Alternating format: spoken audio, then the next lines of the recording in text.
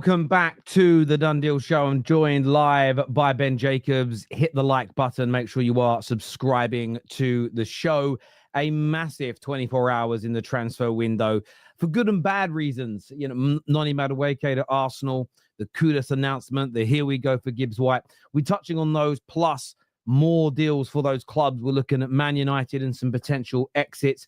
But get your questions into Ben Jacobs. Anything you want to know, send it in. But before we go any further, how are you, Ben? You all right, mate? Yeah, I'm good. How are you? Mate, I am. Yesterday was a killer. I had 3 or 4 shows. I was working till about midnight, and there was so much going on. It was crazy. So, but it was enjoyable. I loved it. Do you know what? Last night I went to a Yankees game, and it was sort of 3-0 to Seattle Mariners, and the visiting pitcher hadn't given up a hit, and it looked really one-sided. And then the Yankees got it back to 5-5, and they won it in an extra inning. And that was my first time as a fan to Yankee Stadium. So brilliant evening, and good to switch off for just a few hours from the transfer window.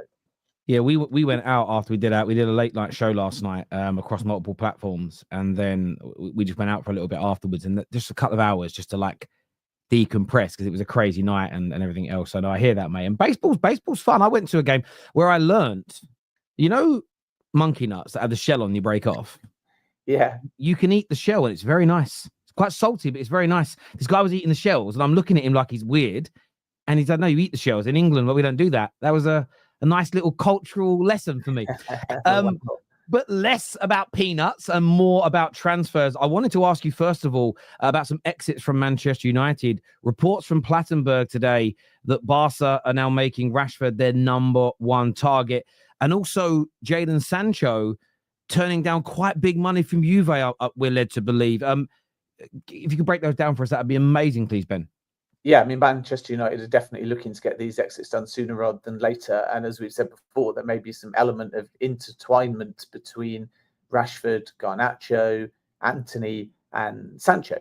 And naturally, you have Sancho, who would like to find permanent solution and feels like the £25 million fee, which was the same as Chelsea's obligation, is pretty much below his market value. And therefore, there will be interesting suitors, but he's got to drop his wage demands. And at the moment, there's no agreement between Sancho and Juventus on terms. It was the same with Sancho and Napoli, and Fenerbahce never really moved. They tried and inquired, but the suggestion they made an offer is wide of the mark, according to my understanding. So Sancho has to drop his demands if Juve or any other club is to come off. And at the moment, we're waiting to see whether that's the case. If he does, then the move will happen sooner rather than later. And Sancho is open to Juventus. That's my understanding. Antony's waiting for Real Betis. It's his desired destination.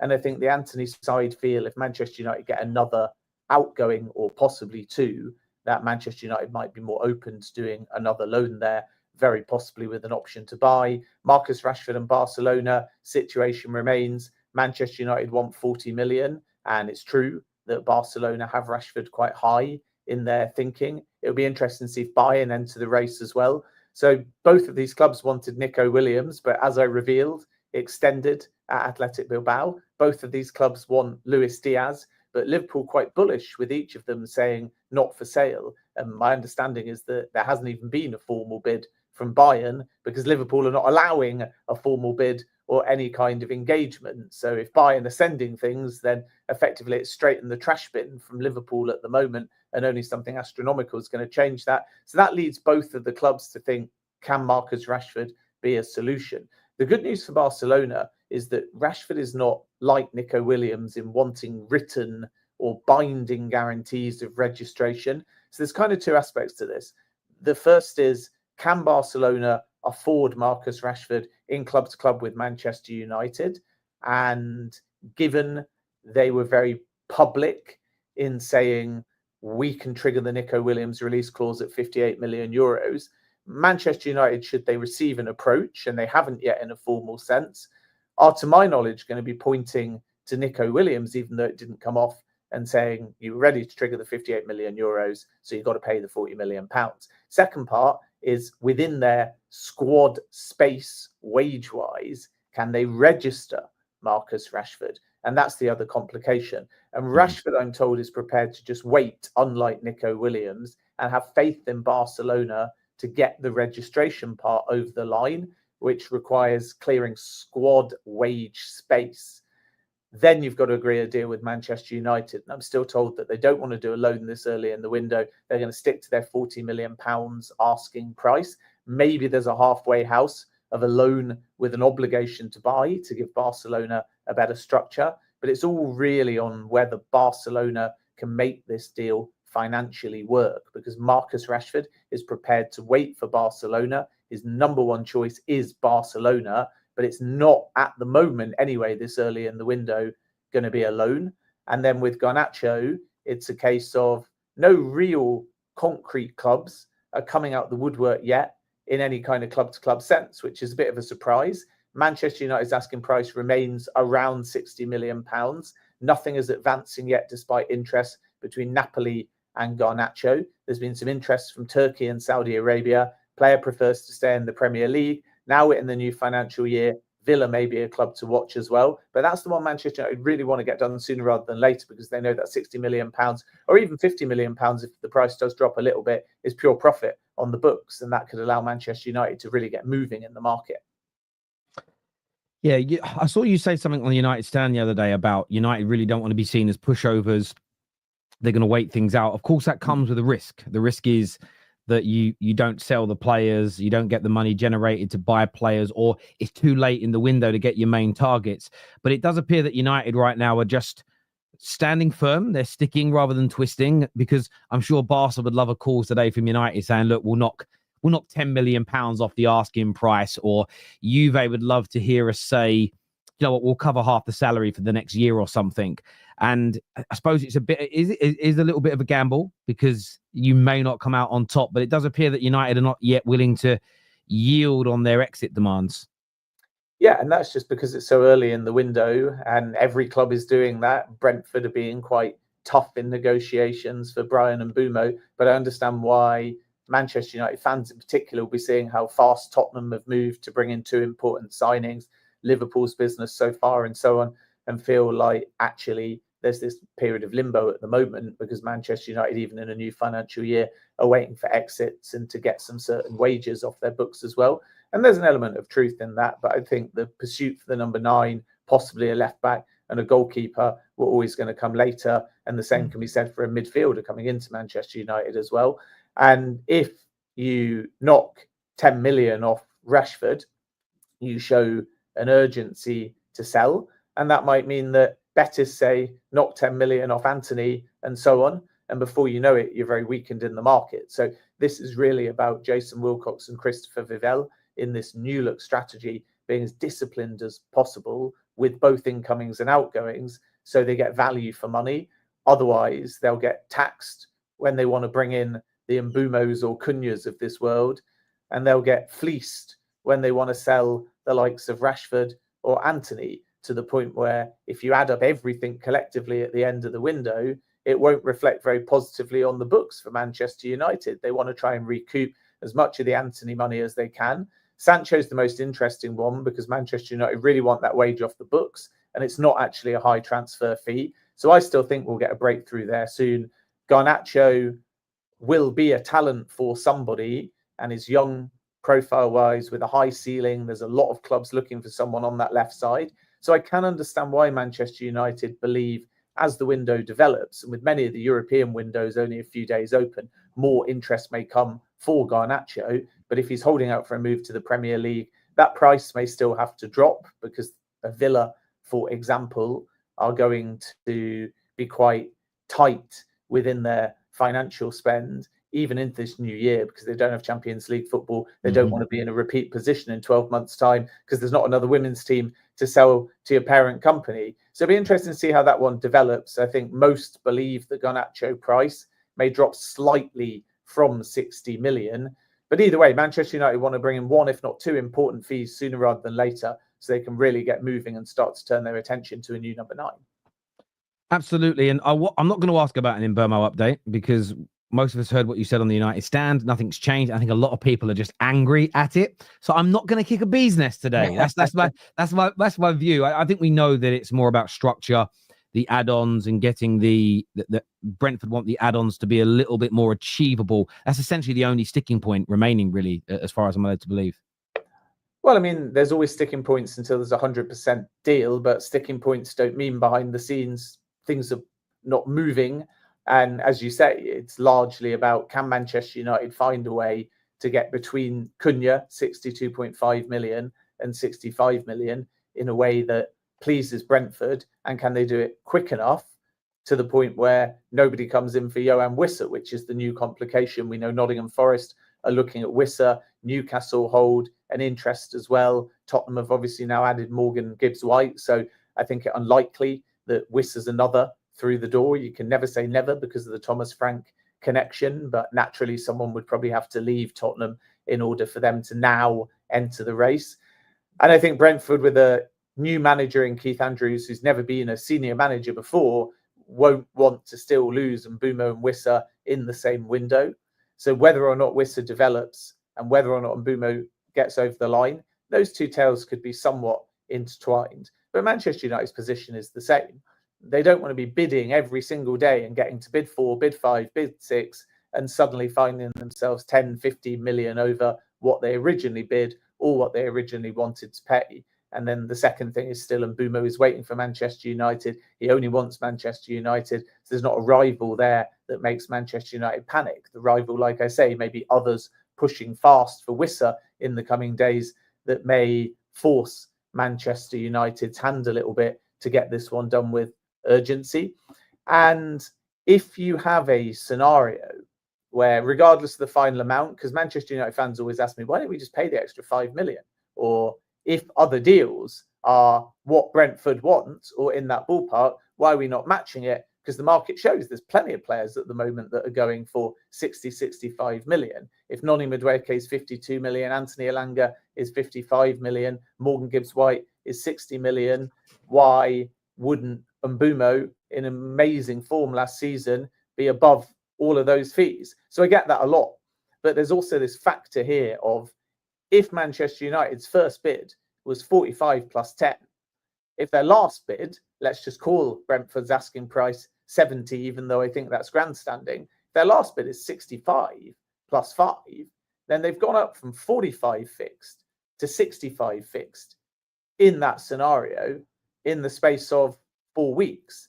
And that shows the market, even if people think the first bid was low and the last bid is value for money. And again, this is just an example, not saying that that is the case.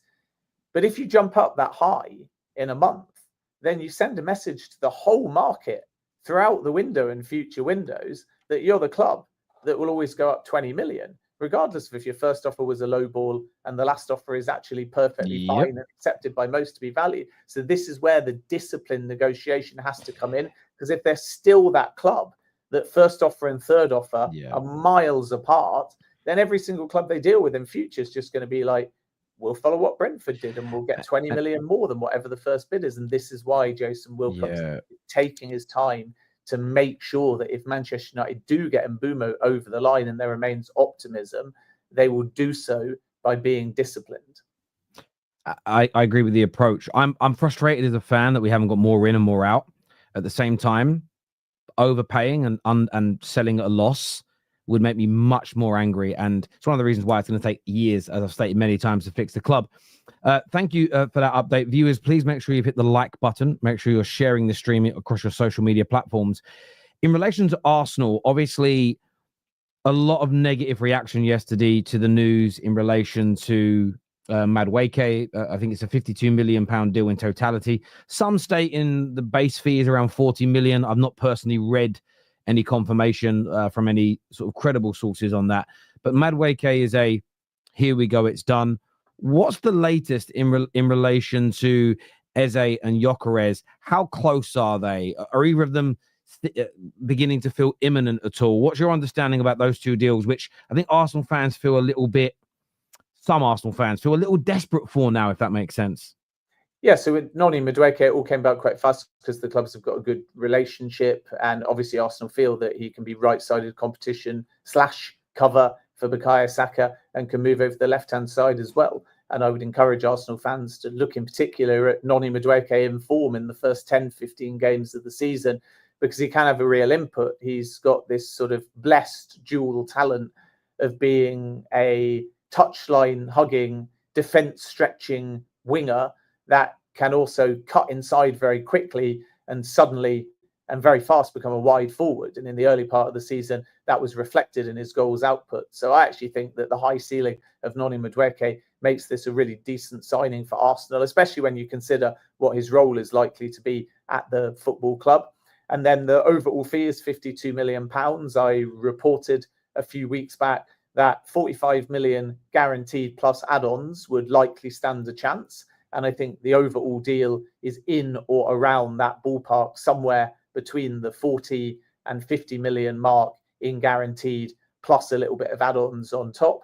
And it's a deal that suits all parties, really, because Chelsea are making a tidy profit on the 29 million paid, and Arsenal are moving decisively in the market. It's not a signing that's in place of Eberechi Eze.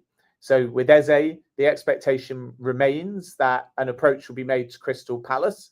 I'm not aware of anything imminent in terms of the next hours, but let's see what happens in the next few days, because these transfers, the Spurs showed with Morgan Gibbs-White, can move very quickly. And I don't expect Andrea Berta to hang around now. I think Arsenal want to do a significant portion of their summer business between now and, if possible, August the 1st, or certainly August the 9th.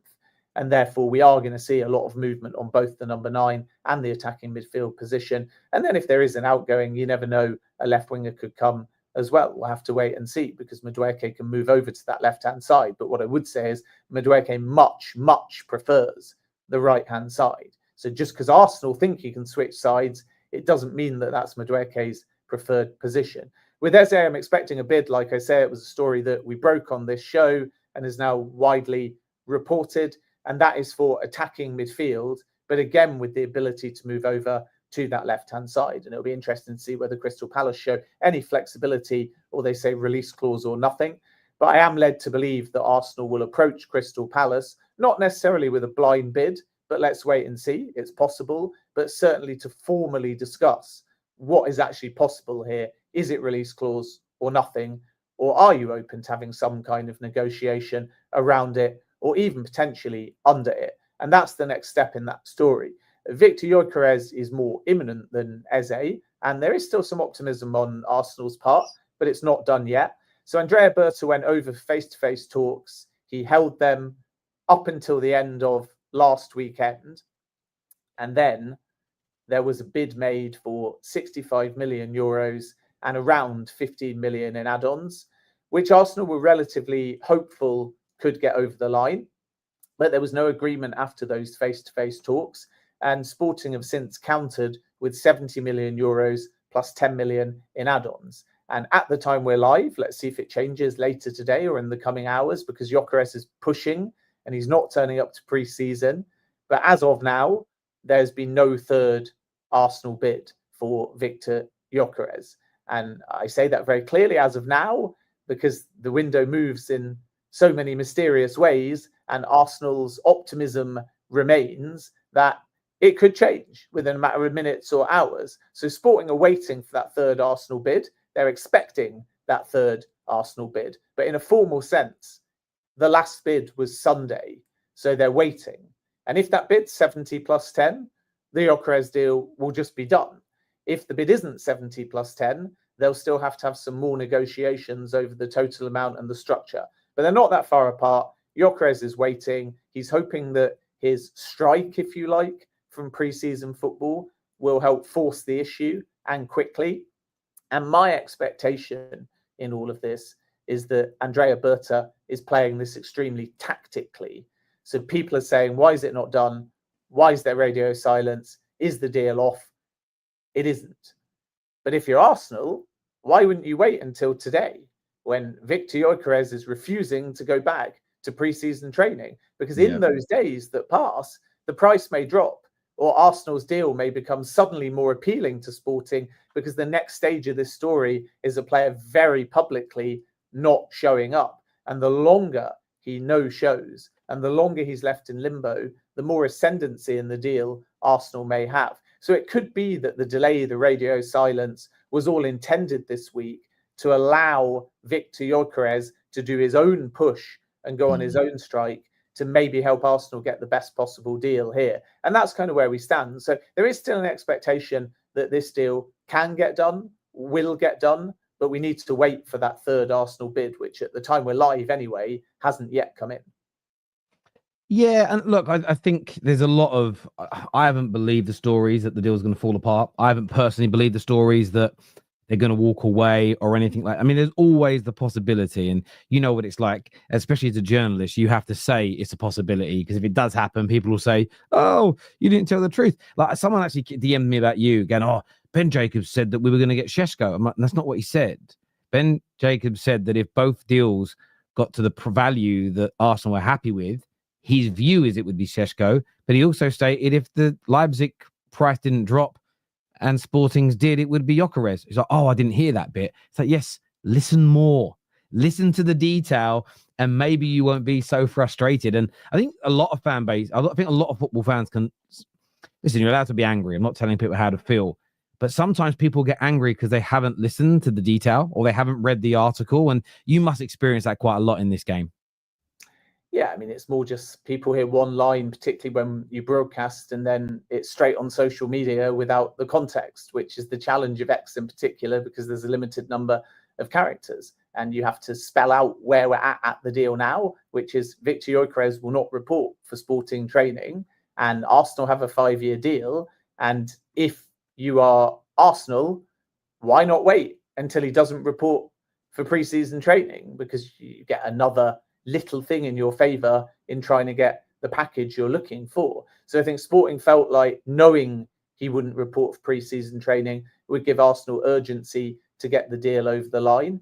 And I think Berta was quite smart in many ways to just leave Sporting thinking, whether rightly or whether just a game, that this deal might have some doubt, coupled with the fact that the player no shows.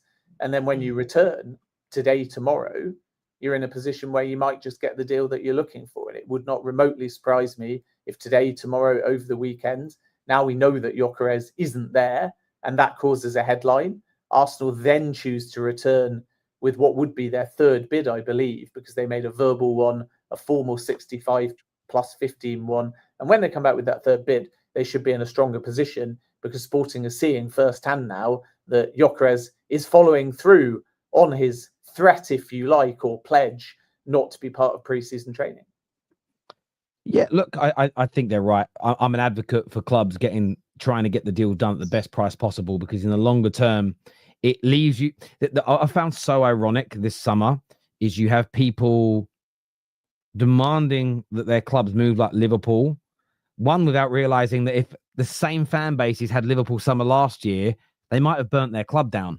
So I just find it quite ironic, really. I wanted to ask you, because we're going to take calls a little bit later on the show, because Ben will be leaving us shortly. But what's the latest with Rodrygo? I know Arsenal are linked to him, but recently there's been reports of PSG, Liverpool, Manchester City's name has come up as well. Has there been any movement, as far as you're aware, about the potential exit, more so than the destination, but the exit of Rodrygo from Real Madrid?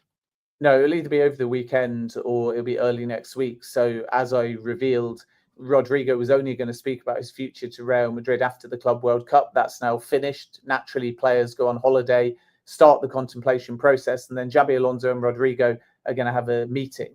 And situation is basically, if Rodrygo has to leave, Real are prepared to sanction that exit. So it's all on the player. You could argue Real sent a message during the Club World Cup by benching Rodrygo for 5 straight games. He obviously wants to play on the left-hand side. Vinny Jr. and Mbappe are there. So there is a realistic chance Rodrygo leaves, but it's 100% on the player. Then Real would sanction an exit at 90 million. With Arsenal and Rodrygo, there would likely have to be a Gabriel Martinelli or Leandro Trossard departure for them to enter that race. So let's sort of wait and see whether they think that Eze, who could go left, even though if he joined, he'd be signed as a central player, and Madueke, who can be moved left, is actually seen as enough for Arsenal, plus a number 9. But there is a scenario where they consider Rodrygo. It would just require Gabriel Martinelli or Leandro Trossard to leave. And with Trossard, I'm told these links or this agreement with Fenerbahce is not the case. They're not pursuing Leandro Trossard. In fact, the player they want as another attacker is Marco Asensio, and that's very close. So we're going to have to wait and see what develops, because I don't see an Arsenal scenario where Rodrygo is bid for and Gabriel Martinelli and Leandro Trossard both stay. And if they do go down the line of Eze, then maybe Eze Madueke plus a number 9 is seen to be enough. But with Rodrygo, he'll be available to any club for about 90 million euros. Saudi really like Rodrygo, even though it's not true. Al Nassr are the club that made a move. It was actually Al Hilal 12 months ago that tried for Rodrygo, but nothing came of it. So let's see whether Saudi revisit the situation. It'd be a big surprise if Rodrygo chose to go to Saudi Arabia, but the interest there is concrete, even though no club at the moment in terms of active talks has made any kind of approach. So that's where we stand. It's all just on that meeting between Rodrygo and Xabi Alonso.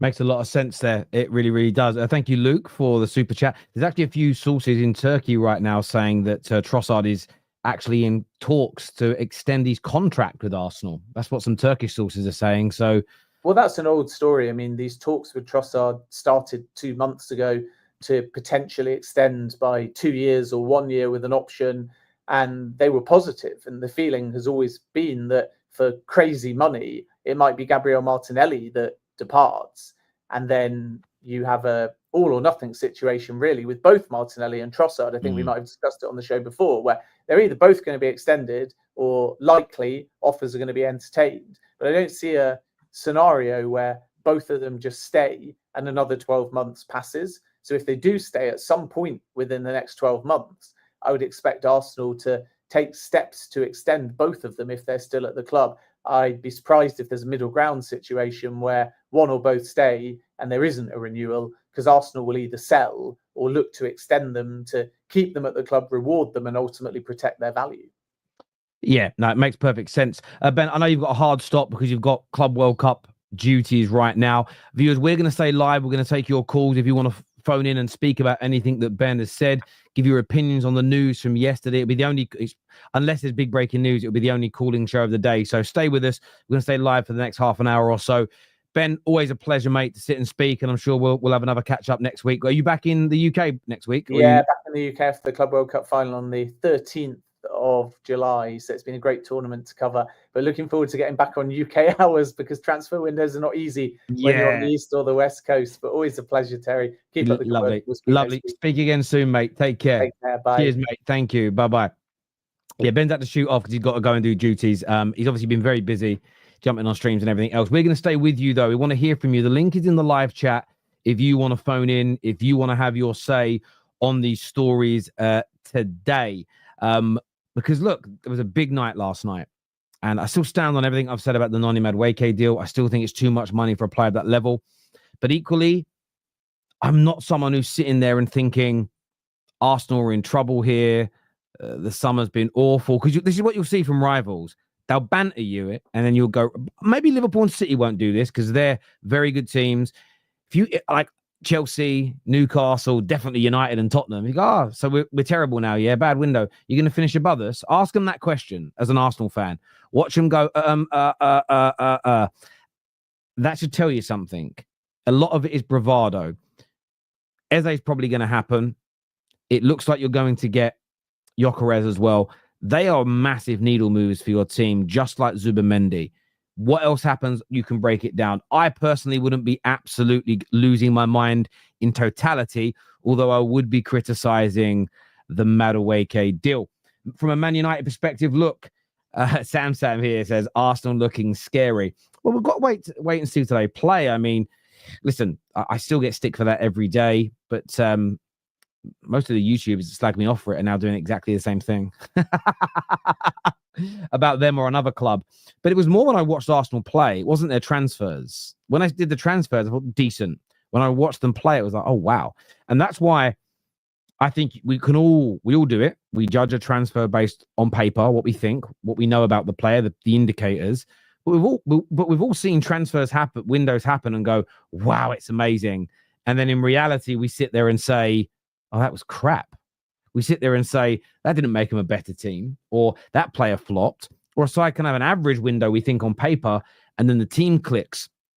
I remember Liverpool being heavily ridiculed for signing Salah and Mane. And I remember being on UFF back in the day, Fan Park Live, And I got dog's abuse for suggesting I wanted Mane at Manchester United. I was gutted when we didn't get him. When Liverpool signed him, I said he'll prove to you he's world class. He's proved to you what a good deal he is at like 27 million. And I remember being laughed at. United fans calling me a simp to Liverpool, and he went on to kill it. And these things happen. Equally, it goes the other way. We've all made predictions where you think this guy's going to be a hit, and they end up flopping. Recently, I've done it with Højlund. I thought he'd be a much better player. I remember years ago thinking Crespo was going to come to Chelsea and just be a superstar because I loved watching him play. It didn't work in England. So there's always ups and downs in these things as well, which is why, again, do what you want. I wouldn't personally write things off. From a Man United point of view, I just wanted to reiterate, though, something on the Man United perspective with what Jacobs had to say. The selling is holding up as buying more players, and we knew that. That was well documented in the build-up to this summer. I am frustrated because we're basically at the end of the first week, and we ain't signing 2 players today. So I'll be addressing this later when I'm live with Staffy, but we have failed in our attempt to bring in 3 new players at this point. And that I'm disappointed in. They've failed in that objective. And I don't know how people want me to criticize them, but I'm condemning them. They've done a bad job in that regard. And we're starting pre-season proper next week, where it'll be tactics and shapes and systems. And we only have 1 new player for the manager. Simply not good enough. The player exits, again, it's highlighted how poor our standing is in the market. It's demonstrated that we don't have a team that's respected and can get the job done on point and soon. And I understand that other clubs haven't sold a lot of their players either, but Man United had to make a real push for this and we haven't got it done. That all being said, I stand on this, and if people disagree with me, you've got to explain what. You're right, Waffle. That means I'm right, but you can't articulate an argument against it. I would rather not pay Sancho's salary. I would rather not tell Barcelona they can have £20 million off Rashford so they can definitely register him. Because I agree with Ben. That means Betis want a discount. It means the club that comes in for Garnacho wants a discount. And by the end of it, we could be 30, 40, 50, 60 million pounds shy. That is a player that we need.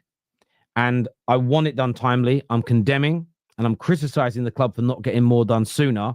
But what would have made me angrier, and this is why I haven't been losing my head every step of the way, is because I think you've got to reflect. You've got to look at the scenario. You can criticize things that are bad.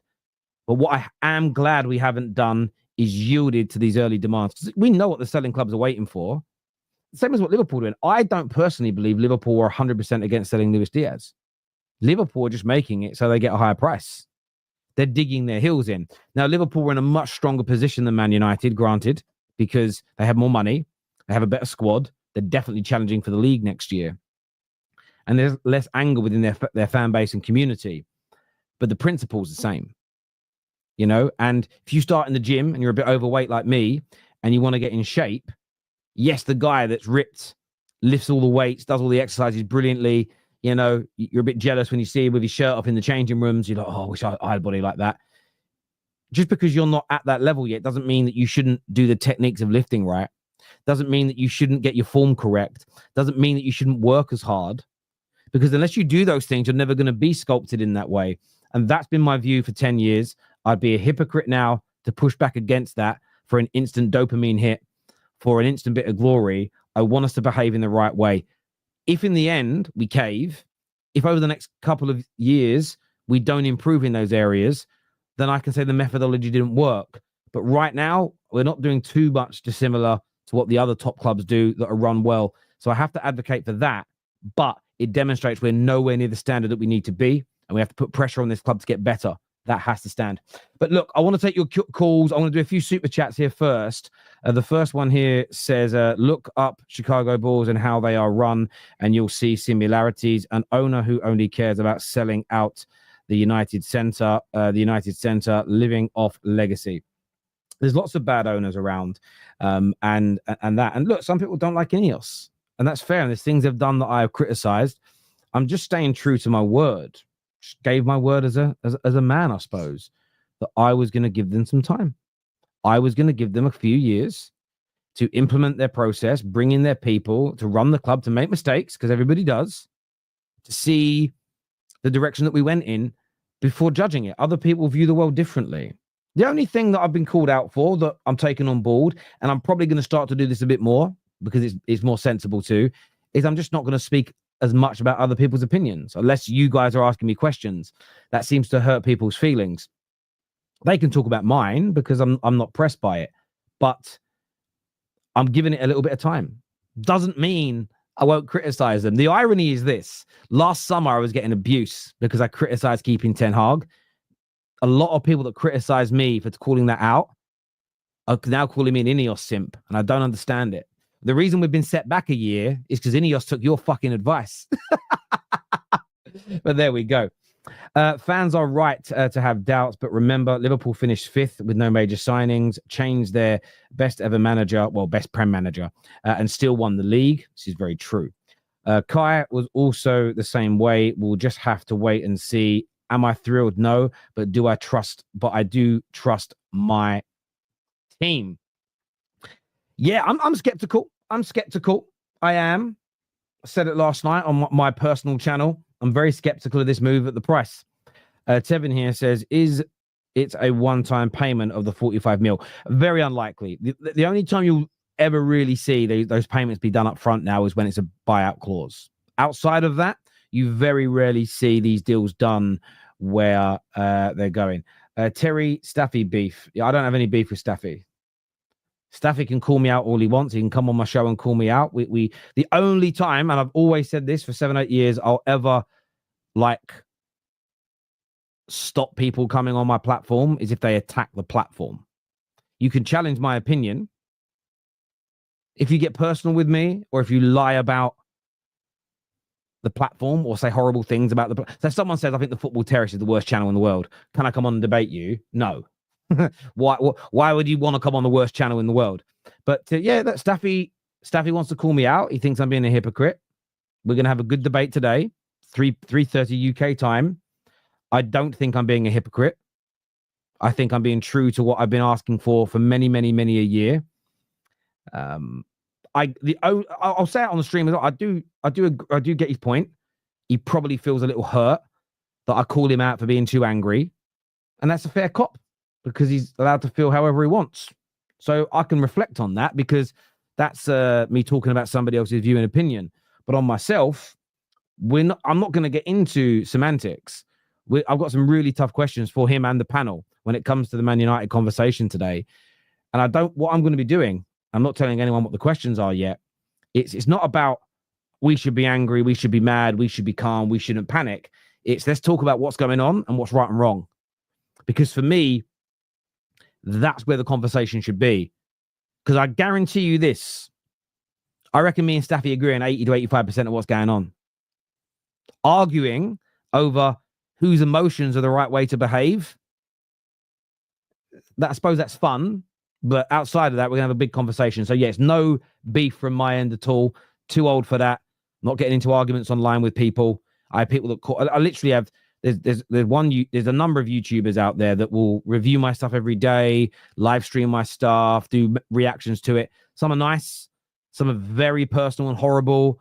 Some just challenge my opinions. It's fair. I don't mind. I don't mind. As long as you're not spreading heinous lies, as long as you're not, even if you're attacking the platform, it just means you won't come on the platform. Because why would you? That's it. So yeah, no beef at all. No beef whatsoever. And it won't be getting personal with me. Right, let's do some calls now. Anton is coming first on the show with us today. Anton's a gooner. Welcome to the show, mate. Obviously a big day for you yesterday. Some updates there from Ben Jacobs. Very positive about Eze. Very, very positive about the situation with Gyokeres. But what are you here to say today, mate? I think all of the above. I want to just kind of touch on kind of all the little topics here for a sec. Firstly, since you've been live on the show, both Ornstein and Fabrizio have dropped down updates on Gyokeres. If you want to check that out. Yeah, I've seen them, that he won't be returning to preseason. Yeah. Yes, I've seen them, yeah. Yeah, so maybe I'll start with Gyokeres because that's the big headline. I'm going to get into Noni with the tasty stuff. With Gyokeres, I don't know. I feel like I need to play the role here of the Arsenal fan who's got his head screwed on, who's reading, not just rage baiting all the time. Because I feel like I'm just talking online with Arsenal fans, and they're just constantly wanting to rage bait. Like I literally was saying, why would Arsenal, walk away from the deal or give in to Sporting? People go like, just pay the money. And like, well, if Arsenal just pay the money because they're not willing to wait, then in the future when they do similar deals like this, other teams aren't going to take them seriously. It's sort of like what Ben Jacobs was saying about Brian and Burmo going to United. Like they £65 million, and you got the player who is knocking on the door. He's not going to training. Eventually, Sporting is going to be just sick and tired of this guy's BS, and they're going to want to let go of him because he's not going to play for them next year. So look, even if it takes all summer, Arsenal don't have no reason to back out of the deal. Look, I just think that this is a deal that's going to get done. There's no reason why Arsenal were to pull out. There's no reason for Arsenal to bid up. If anything, maybe I think the worst case scenario would be Arsenal and Sporting having to meet in the middle, let's say at 67.5. Just so we can speed things up a little bit and just show a bit of good spirit in negotiating. But I don't think that there's any way that Gyokeres falls through. And for all those people being like, oh well, if they wait too long, a different team is going to come in. Well, Fabrizio has made it very, very clear, probably for the last 3-4 days, every time he gets behind the mic, saying that he only wants to go to Arsenal. Other teams have come in and he's waved them away. Arsenal have all the negotiating power on this. On the Noni Madueke, Can I ask you this question first? Sure. So Sam says no excuses. How are you signing Madueke but Madueke before Gyokeres? What's your view? Because a lot of people say signing Madueke first demonstrates he's more of a priority. Do you agree with that notion? I've actually looked at it in a different way. I don't agree with this notion because I've said it on your show before. Sometimes other deals are easier to get done. Like there's been a 3-4 day period where Arsenal and Sporting have kind of not made contact with each other. And in that 3-4 day period, Arsenal have used that time to work on a different deal. They're not just going to sit there and do nothing. And so they've used that time and they've gotten another deal across the line.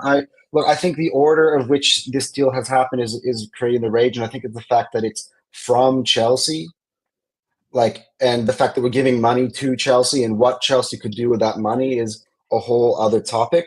But I just don't think we should all get upset. Arsenal are bringing in good players.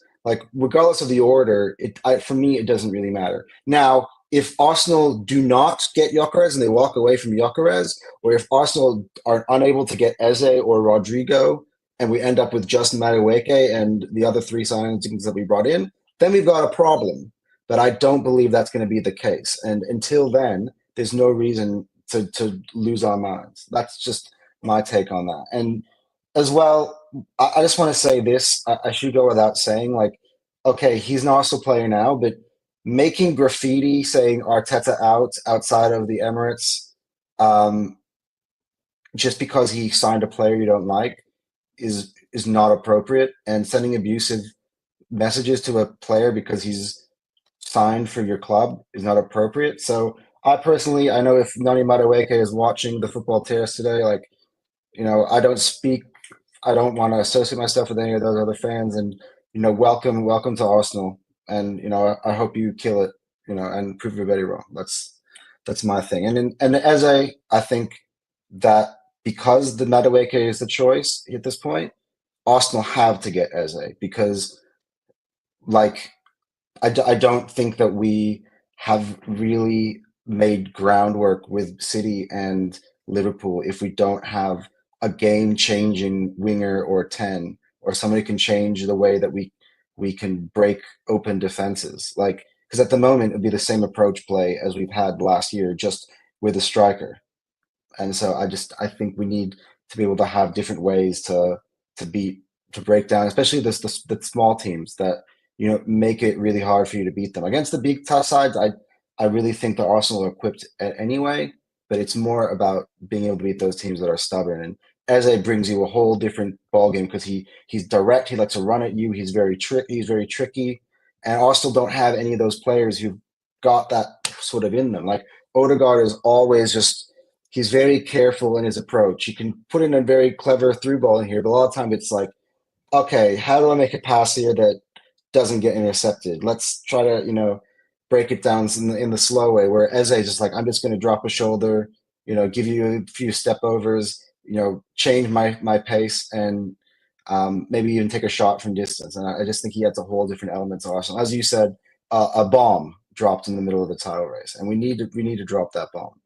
I hear you. Anton, thank you for calling in, mate. I appreciate it a lot, and we'll chat again soon. Thank you, buddy. Yeah, of course. Cheers, mate. Thank you. Jesse is joining us next on the show. Big Chelsea fan. How you doing, Jesse? I'm good. First, let me take these off. We have to show the coolness. Now, Arsenal, I just want to say thank you for being a loyal customer. Thank you for the 52 million for Noni Madueke. Also, I want to give Noni Madueke a little thanks for the 2 seasons he's been at our club. And despite what the all banter and stuff like that, I hope he still go Arsenal and does something.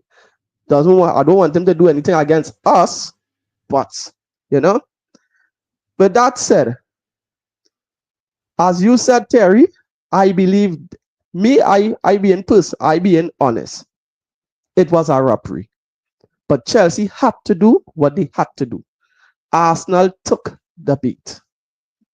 There is in no way the most realist football fan will say Noni really worth 50 million pounds. That is crazy. But again, we had to do what we had to do. Right? He could still go Arsenal and do something. He could still go Arsenal and be the player that he could be, he should be, right? We saw him at Chelsea for 2 seasons. He hasn't improved. But things could be different at Arsenal. Arteta probably seen something in him that we all not seeing. His attitude has gotten a little bit better.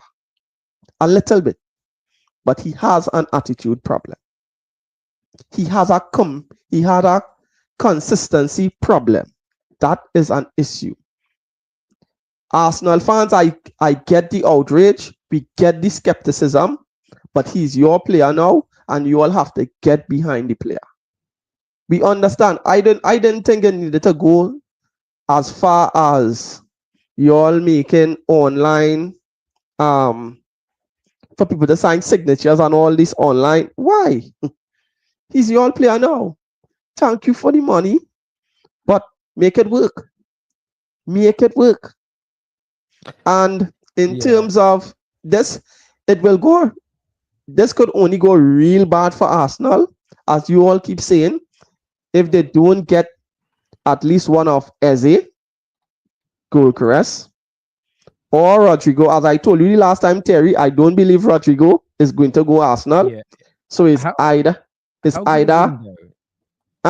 How good a window do you think this is for Arsenal? If their last 3 signings are Madueke, Eze, and Gyokeres, coupled with what they've already done, how good a window do you think that is to close the gap on Liverpool and try and become champions of England? Well, we also had to take into consideration what Liverpool and Man City could still do and what they have done already. Because those two are the two to basically, well, they are up there. They are the creme de la creme. If Arsenal gets, well, who they have already in Kepa, Noni, and Zubamendi, and Noagard. And if they get like Gyokeres and Eze, I don't think it's going to be enough. I still don't think it's going to be enough. I don't think so. I think they just might come, they will come to it. I don't see them. They will be up there, but I think they need a little more. The skepticism, I think the reason why the Gyokeres deal is taking this long, I think they still have a bit of skepticism in terms of he's coming from the Portuguese league into the Premier League. Yes, he scored loads of goals over there. Yes, he scored goals against Manchester City in the Champions League, but this is the Premier League we are talking about. He was here before. Yeah. I hear that. Jesse, listen, my friend, we've got some breaking news we've got to jump into, so I appreciate you coming on, my friend, and we'll chat soon. Yeah, man. Cheers, bro. Thank you. What's going on? So some breaking news has just come out. Nottingham Forest are considering taking legal action against Tottenham Hotspur for what they believe to be an illegal approach for Morgan Gibbs White. This is breaking news. Spurs are in the dark and had planned a medical and complications for this and completion for this afternoon. But the deal is delayed as it stands because Nottingham Forest are considering legal action against Tottenham Hotspur. So obviously a very speedy deal. A deal, you know, we've seen Spurs get rejected by a number of players. They've been working on deals for 5, 6, 7 weeks. They've got these ones done pretty quickly, but legal action is being threatened. So whether that is a feeling of tapping up, talking to the player directly, I'm not too sure. You know, the buyout clause is the buyout clause. So it'd be nothing to do with that. And that wouldn't be because you'd always approach the club. It's often to do with personal terms. We saw something similar many years ago with Liverpool's initial approach for Virgil van Dijk. Liverpool backed away from the deal. I think Spurs' reaction will tell you a lot. Just going off my gut reaction. If Spurs go, fuck you talking about? We spoke, because remember, if you speak via intermediaries and to agents, you're not breaking rules. That's why players have them. One of the reasons they have them. If Spurs back off, like Liverpool did with Van Dijk, it's a little bit of a sign that there's a little bit of tapping up potentially. But no judgment, because that's all we know. But that is breaking news as of right now. Newcastle are considering legal action against Tottenham Hotspur for what they believe an illegal approach by Tottenham for Morgan Gibbs White. Would love your views, would love your opinions on that in the comment section below. Now, it isn't phrased that he hasn't said Gibbs White is off. I don't think, unless he's put a new tweet out. No one has says Gibbs White is off. That's an exaggeration. We've just read the news out, but it's delayed as of right now. So this may just be posturing. Forest are obviously fuming. They're losing top players. A lot of the mid-range clubs are losing a lot of top players this summer. I always felt there was going to be an knee-jerk reaction. Not Forest, not Newcastle, Terry. What are you talking about? It's Nottingham Forest that have done. What are you talking about? Read the fucking article, son.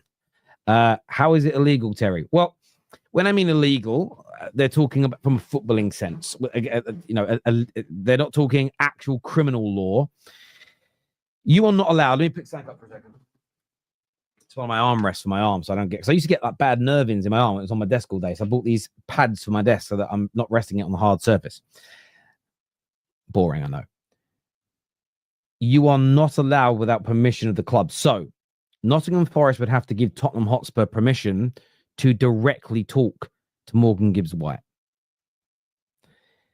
If they happen to bump into each other at a bar, a restaurant, a holiday resort, a club could still take legal action and point out, you know, was this really, you know, you may find out via an intermediary. Go, I was told by another intermediary that he told Tottenham where the player was going to be on holiday and they sent a delegate out there. These things have happened in the past. It's why the rule states. So when they say illegal, often it's to do with tapping up. Terry, wasn't it a release clause, though? The release clause is irrelevant because if you play a release clause, but the player doesn't want to join you, you don't get the player. What again, I'm only speculating here because of your questions. I want to be very clear about that. The only thing it could be is they've spoke to the player first, convinced him to join, and then put this bid in. And Nottingham Forest, may feel that this bid is that the way the personal terms are agreed, i.e., the speed of the deal, is illegal and against the rules. And look, I was putting this out there, food for thought. This deal was well quick. Well, was it quick because they'd already done the personal terms directly? Therefore, they knew they could just trigger it and go. How long have they actually been working on this deal? I think this is the thing where sometimes a knee-jerk reaction to a situation, again, equally, Spurs may have done nothing wrong here. This may just be anger, frustration, copium, annoyance. We've seen Forest do a number of things. Something's right, something's wrong with referees. There was the incident between the owner and Nuno last year. So Spurs may have done absolutely. Oh, here we go. Fabrizio Romano has just tweeted, Nottingham Forest prepare a complaint to the Premier League for Morgan Gibbs White's move to Tottenham. Newcastle working on a potential legal action as they believe Spurs made an illegal approach to the player, as Sky Sports reported. So yes, that is personal terms. They believe that Spurs, again, this deal was not that. So what we can now do, potentially, what we can potentially do is go, well, the deal weren't done in a fucking day, was it? There is, I don't want this to be true because you don't want tapping up to be happening. I don't want to see Tottenham in trouble and sanctioned because their fans don't deserve that. As much as some people in the chat will hate Spurs as a club, the fans don't deserve it. But as multiple reports now claiming it, legal action and a complaint is being prepared because they believe a legal tapping up of Morgan Gibbs White has taken place. Can you imagine if this was Man United? Can you imagine? Oh, if I said Newcastle, sorry. Okay, sorry. I didn't mean to say Newcastle. Do you know what it is? Someone else said Newcastle. Has put it in my head. It's my dyslexia. I apologize. Nottingham Forest. Very, very sorry. Nottingham Forest have raised a complaint. My apologies. Nottingham Forest. Sorry, my mistake. So, yeah, that's why it's being confusing. So just to say it again, Nottingham Forest have compared a complaint for the Premier League, and Ben Jacobs is stating that Nottingham Forest are considering legal action against Tottenham Hotspur for an illegal approach for Morgan Gibbs White. Thank God this ain't Man United, KJ. Can you imagine if we got a really quick deal to a here we go yesterday and the next day we were being threatened with court? Oh my God. Can you imagine? Can you imagine? KJ, can you imagine the outrage?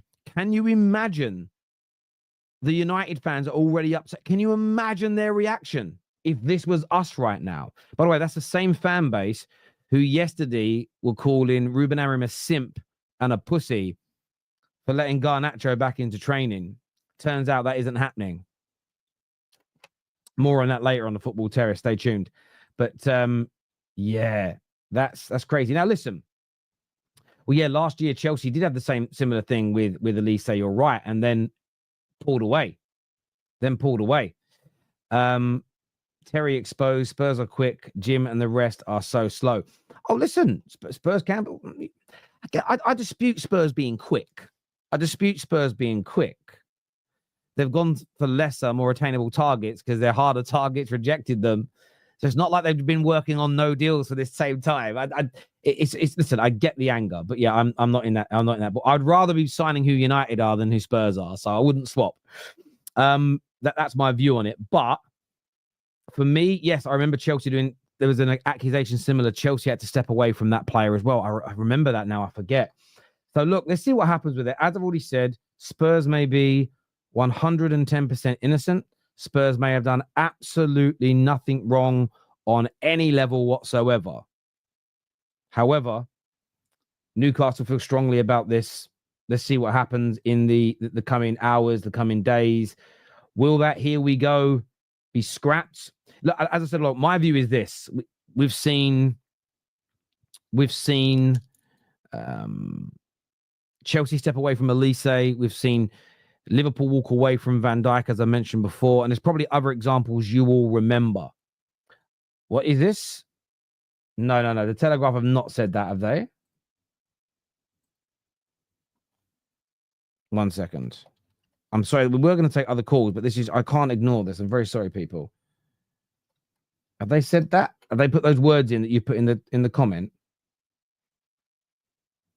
Okay, deal off as it stands. So that's what aggregators said. Does it say that okay, so the Telegraph have said Nottingham Forest are considering legal action over what they perceive to be an illegal approach for him. The deal is off as it stands. Wow. Remember that word though, as it stands. Did I say Newcastle again? Again, it's in my head now. Can everyone stop saying it and I'll get out of the habit? It's part of my dyslexia. Now I've made the mistake. I'll keep making it. And the more you guys write Newcastle, the more I'm going to say it.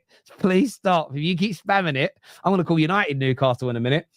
Nottingham Forest considering legal action, but the deal is off as it stands. Okay. Wow.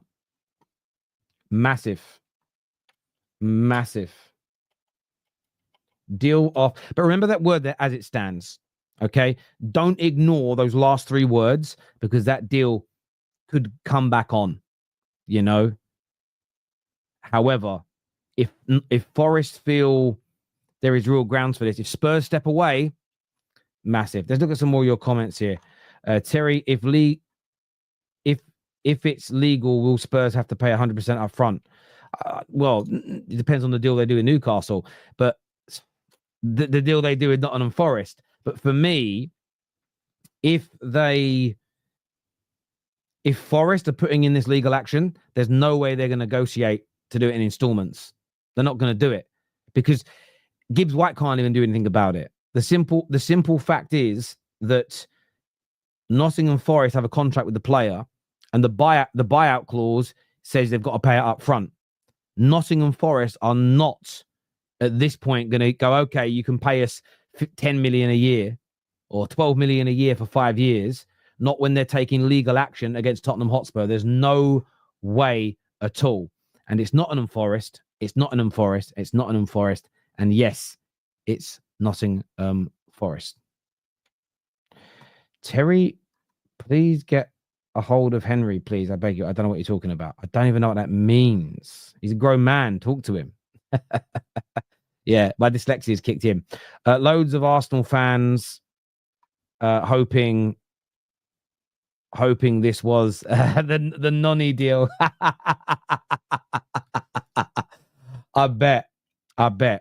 When you say, am I sure? Am I sure of what? Am I sure that Nottingham Forest are considering legal action? I'm only sure based on what the media have said. And they've said it's for an illegal pursuit of Gibbs White. That can only really mean tapping him up. You know, I don't think they've it's not indecent exposure. They haven't groomed him. You know, they're not going to be sort of illegally like human trafficking him around the world. It's going to be tapping up, isn't it? It's all it can be. Terry, the messages are appearing after you start reading them. Oh, that's strange. I don't know why that's happening. Terry is going to say Nottingham Forest next. It's Nottingham Forest. It's Nottingham Forest. Does it mean do you know what I do a lot? I think it's because of the teams my brothers and my family support. Often when I'm about to say Tottenham, I often say Liverpool all the time. It's a weird little tick in my head that I can't get round. Does that mean the player also took part in illegal talks with the club? Why aren't they in trouble? Well, they could be. The player could be in trouble as well, but the player really does. The player really does get in trouble. Because I don't think you can ban a player from being transferred. You can ban a player from playing, but the parent club that owned the player probably wouldn't want that to happen because Forest wouldn't be able to sell him elsewhere or wouldn't be able to play him. So there's often no mileage in doing that. And if the club really want to punish him, they can do it themselves. The club can ban a player from playing. Man United did it with Eric Cantona when he got that 7-month ban for kicking the racist. Half of that was from Manchester United. Can you imagine the modern day game, a club actually banning their own player for something like that? It'd never be done now. It'd never be done now. Look, I'm sorry to the other callers that were backstage. I've run out of time. I'm so sorry. And I all waited patiently. Massive apologies to you. Oh no, do you know what? I've got a few more minutes, right? I've got a few more. I can take a couple more calls. We can get them in if you guys want to speak about it here. We're gonna go to Rob. Rob's been waiting for a while. Rob's an Arsenal fan. What are you saying, mate? Kia ora. I'm English, but I'm in New Zealand at the moment, almost flooded in. But I hope you're well, mate. I hope you're safe. I had a few emergency states of emergency over the last week, but we're doing all right. Well, look, I'm glad you're safe. I'm glad you're safe, Rob. What do you want to say, my friend? Yeah, I find all this madness from so-called Arsenal fans about Madueke kind of bizarre. You know, last season when Saka was injured, it was like people up in arms because there was no backup. And now we've signed a backup, not just for Saka, but also for the left side as well, which gives us the ability to sell Trossard for like 20 million, what we paid for him. So we're kind of swapping a 30-year-old for a 23-year-old who's got better stats on the left side. And then there's even the potential to sell Martinelli.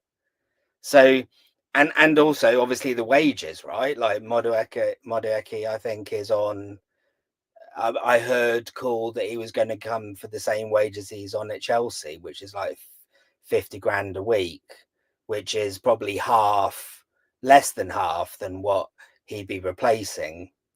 So I don't know. I find it all kind of bizarre, you know, like Arsenal supporters are complaining that we don't have the squad depth to replace these injured players last season. And I think most Arsenal supporters would think if we'd had the squad depth to maybe not be exactly the same as Saka, not the quality of Saka or the quality of Havertz or Jesus or, you know, Odegaard, but something like that, I think we would have been in for a chance, even with all those injuries of getting the title. So from my perspective, it's like get the squad depth and then make those signings like Gyokeres or Sesko, whoever ends up being, and maybe Rodrygo or Eze on the left side as well as the star players. Like, I don't know. For me, I find it strange. And I get the whole Chelsea thing. Like, obviously, there's a history there and there's a rivalry there. You know, I get that.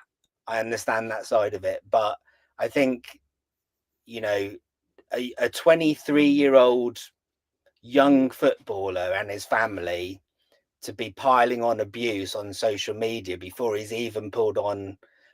deal's even done and before he's even pulled on an Arsenal shirt and kicked a ball I find it bizarre. And I do question a little bit, like how much of it is real, like how much of it is indicative or representative of the actual Arsenal fan base and how much of it is just keyboard warriors, slightly crazy people on X, or, you know, the media clickbaiting or content creators just kind of creating this environment, like, you know, like hyping up these people. I look at it this way, right? So my view is this: the constant state of any fan base, the constant state of anger. I was watching a Real Madrid fan the other day losing his mind, and I was looking at it and thinking, I can understand an Arsenal fan 20 years, no league title, being angry. I can't understand a Madrid fan being as angry. Something isn't computing for me, but you're entitled to be angry. It's fair. Equally, it's not as though all your business has been bad this summer, but yet it's the constant frustration, if that makes sense. And things are being said that aren't true. So this notion, this lie that the order of which you sign people dictates their priority, I think there's a lot of disingenuous nature being pushed out. You look at Manchester United yesterday. United fans are allowed, and it's acceptable that they're angry about the lack of signings. I'm frustrated. I'm criticizing the fact we haven't bought enough in early. At the same time, they were calling the manager a pussy and a liar and a turncoat and weak for letting Garnacho come back into training. Turns out that story is not true. So there was no need at that point for me to react to that news because it wasn't confirmed. When I say I'm not going to get angry about something before I see it happen, imagine I spent the whole day slagging my manager off only to find out it weren't true. You can say, yeah, sorry about that, but you can't keep apologizing for doing that. Sometimes I think you've got to. So I look at people. Some people praise that deal. I'm fuming with this one. That's when I can take it seriously. But people that are angry every single day, I start to lose perspective on what are you actually angry about. And I view that in life, you know, you lose that sort of, there's that element of, okay, well, you were really angry the other day that you got a new noodle sponsor, and now you're really angry about this deal, and you're really angry that you overspent on him, and you're really angry about where the preseason tour is being played. I'm like, maybe you are just angry about everything. And at that point, I think some people just want to be angry about anything, right? Something or anything. And it kind of gives them some, I don't know, dopamine or adrenaline hit or whatever it might be. And it's kind of like, well, it wouldn't matter what news came out. It's like we'd find some problem with it regardless. And to me, that's not a realistic way of looking at life. It's like, you know, try and look at things in a balanced way and then a logical way and then a kind of, you know, let's see. I agree, Rob. I agree. Someone here says that Madrid standards are different. I don't know what the Madrid fan was saying because I couldn't understand him because he was speaking Spanish. But I just looked, and again, it's more about understanding. So I'm all about having conversations about these things because I don't always get it. And my genuine view to some people that consume a lot of football and hate, I mean, there are YouTubers, for instance, hate the modern game, hate the PR, hate the way the competitions are formatted, don't really rate any of the players compared to when they were younger, hate everything about their own football club, hate the way online fans behave, hate communicating with online fans. Part of me thinks, what are you doing here then, mate? It's for me, there are parts of football that frustrate me, but I make content about it, I talk about it, I debate people about it, I watch it, because overall, I really enjoy it. So that's the difference for me. I'm not saying people should never be angry. I'm not saying people shouldn't complain. I just look at some individuals and I think, you're really miserable watching football. Why not try tennis? Why not try the UFC? Why not try something that makes you happy? And I say that because you get to a point where it's like, I get why you're angry today. You know, when AFTV first started, I know a lot of Arsenal fans don't like it because they feel like what they do. But what I used to love about it is you would watch, I'm going to use Claude as an example. They'd win a game one week and it'd be over the moon. They'd be terrible 3 weeks later, it'd be fuming. They'd win a really important game and he'd be buzzing and back. And I used to watch it. And it wasn't just Claude. It was right across. It was like, look at that. Look at that dichotomy. And AFTV still has that to a large degree now. Turkish, very frustrated the way things are going at the moment. Right through to someone like Julian, who's far more positive. I like that dichotomy. I watch some content creators now, though, and it's just every day in that same space. And I sort of look at it and I get they think they're making a difference, maybe, and that's fair. And by the way, they're entitled to do it. I'm not saying you shouldn't make the content. My only question is, if you hate everything about modern day football, I don't quite get what you're doing here. I say this to a lot of people that there's a few people that make content about the Premier League and go, it's crap compared to La Liga. And my question is, well, it's funny how you make content on the Premier League though and not La Liga. What's your rationale for that? Why would you make content about the league you hate and not the one you love? I'm just asking a question. I'm putting it out there. It's clicks, right? It's clicks and views, isn't it? Well, it's like all I call the journalists. Yeah, I call the journalists out for the same, Rob. The World Cup shouldn't be in Qatar. It shouldn't be in this part of the world. Oh, how much you paying me to go over there and cover it? I'm on my way. I just don't. That kind of thing confuses me as a man. Rob, it's been a great chat. Be safe in those floods, my friend, and we'll chat again soon, brother. Thank you, and thanks for your content, Terry. Sometimes you're more of a level-headed Arsenal content creator than Arsenal content creators. It is easier for me though because I'm not emotionally connected. I will say that. I will say that. I appreciate it anyway, Terry. Good on you. Thank you, bro. Cheers, mate. Thank you very much indeed. Look, and I said it before. It's so hard because people take it personally now. You shouldn't tell me how to think and feel. I'm not telling you how to think and feel. I'm asking you questions about why you feel that way more than anything. I don't get it. And I learned this once. I had a very good manager, very good boss. I remember saying to her once after we'd had a bad month. I'd done all right, actually. So that's why I was having a chat with her, because she come up to me before and said, I'm going to rip into a few people. I'm going to make it like it's to the whole team, but just know it's not about you, okay? She gave me a heads up. And afterwards, I went and saw her. And I said, you all right? She said, yeah. I said, I've never seen you like that. And she said, I've got a lesson for you. She went, she goes, I feel like that sometimes every day. But if I let it out every day, at some point, me getting sterner, more assertive, sometimes loud, if I do that every day, it loses its snap. It loses she's really angry today. I better buck my ideas up. If that's the normal tone every day, it becomes normality. And you don't have a kind of ace card to jump people up. Now, I know that we're not in that same space. People aren't managing each other. But if I hear people every day, like if equally, same as if every day everything's perfect, I'd start to go, I don't know. How can it all be perfect? Equally, how can every element make you angry every day? I'm questioning it because I don't understand it. Because I don't think that's possible in life. I don't think it's possible in football. But look, it's a conversation we can have. A few super chats here. First one says, some bad supporters will only be happy winning a chess game against toddlers who don't know the game. Competition is what makes the game great. Yeah, I hear that.